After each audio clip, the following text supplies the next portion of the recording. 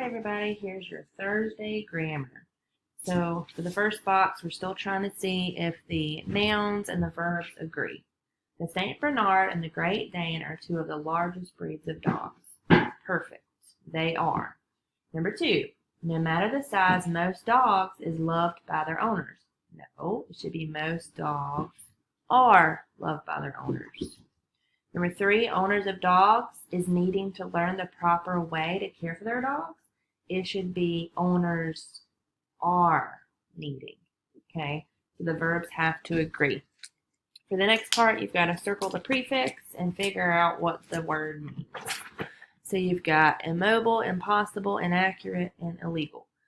So for your prefixes, you would have in, and ill. So in, ill. Okay? If something is immobile, that means it cannot move. So if you've ever had a younger brother or sister, or if you remember having the little carousel thing that was over your crib and it would move and it would make music, that's like immobile, right?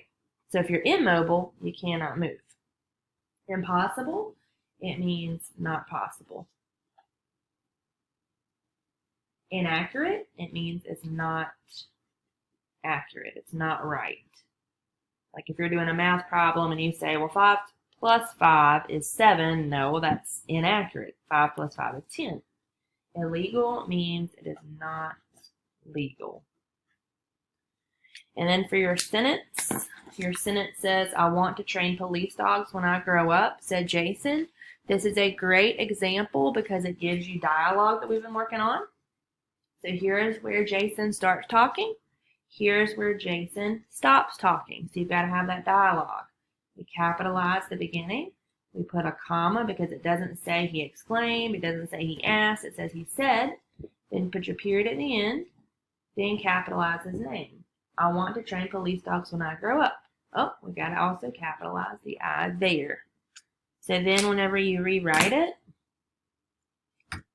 you're going to put I want to train police